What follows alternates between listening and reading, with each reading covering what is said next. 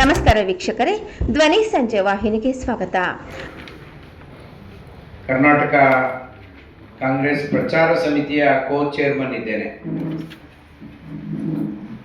ಇವತ್ತಿನ ಪತ್ರಿಕಾಗೋಷ್ಠಿಗೆ ನಮ್ಮ ಹಿರಿಯ ಮಾಜಿ ಸಚಿವರಾದ ಹಾಗೆ ಕೊಳ್ಳೇಗಾಲದ ಮಾಜಿ ಶಾಸಕರು, ಹಾಲಿ ಕೆಪಿಸಿಸಿಯ ಉಪಾಧ್ಯಕ್ಷರು ಆಗಿರ್ತಕ್ಕಂಥ ನಂಜುಂಡಸ್ವಾಮಿಯವರು ಇದ್ದಾರೆ. ಹಾಗೆ ನಮ್ಮ ಸಂಘಟನೆಯ ವಿವಿಧ ಮುಖಂಡರು, ಗುಲ್ಬರ್ಗ, ನಮ್ಮ ಕೋಲಾರದ ಪಾರ್ಲಿಮೆಂಟ್ ಕ್ಯಾಂಡಿಡೇಟ್ ಆಗಿದ್ದಂಥ ಕಾಂಗ್ರೆಸ್ಸಿನ ಹಿರಿಯ ಮುಖಂಡರಾದಂಥ ಕೆ.ವಿ. ಗೌತಮ್ ಅವರು ಕೂಡ ಈ ಪತ್ರಿಕಾಗೋಷ್ಠಿಯಲ್ಲಿ ಪಾಲ್ದಾರರಾಗಿದ್ದಾರೆ.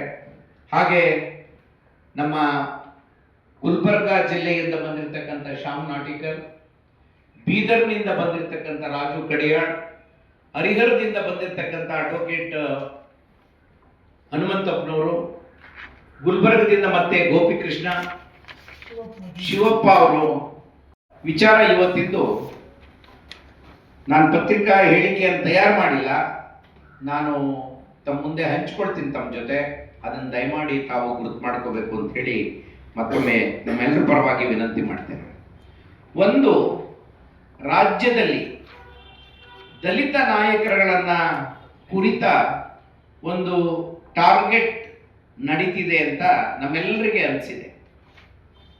ವಿಶೇಷವಾಗಿ ಅಧಿಕಾರದಲ್ಲಿರುವ ದಲಿತ ನಾಯಕರು, ಕ್ಯಾಬಿನೆಟ್ ಮಂತ್ರಿಗಳಾಗ್ಬೋದು, ಪಕ್ಷದ ವಿವಿಧ ಹುದ್ದೆಗಳಲ್ಲಿ ಇರ್ತಕ್ಕಂಥವರಾಗ್ಬೋದು, ಅವರನ್ನ ಕುರಿತಂತೆ ಒಂದು ಟಾರ್ಗೆಟ್ ಅನ್ನ ಒಂದು ಸಮಾಜವಾಗಿ ಕೆಲವು ಪಕ್ಷಗಳು ಮಾಡ್ತಾ ಇವೆ ಅಂತ ಅನ್ನೋದು ನಮ್ಮ ವಿನಮ್ರವಾದ ಅಬ್ಸರ್ವೇಷನ್. ಈ ಮಾತನ್ನ ಹೇಳೋದಕ್ಕೆ ಕೆಲವು ಕಾರಣಗಳಿವೆ, ಅದನ್ನ ನಾನು ನಿಮ್ಮ ಜೊತೆ ಹಂಚಿಕೊಳ್ತಿದ್ದೇನೆ.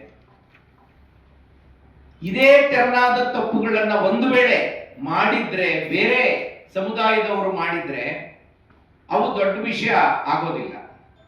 ಆದರೆ ದಲಿತ ನಾಯಕರುಗಳು ಸಾಮಾನ್ಯವಾದ ನಡವಳಿಕೆಯನ್ನೂ ಕೂಡ ಪ್ರಶ್ನೆ ಮಾಡ್ತಕ್ಕಂಥ ಅಥವಾ ಹೀಗಳಿರ್ತಕ್ಕಂಥ, ಅವರನ್ನ ಟಾರ್ಗೆಟ್ ಮಾಡಿ ಮಾತನಾಡ್ತಕ್ಕಂಥ ಒಂದು ಸಾಮಾಜಿಕ ವಾತಾವರಣ ಇದೆ ಅಂತ ನನಗೆ ಅನಿಸ್ತಾ ಇದೆ.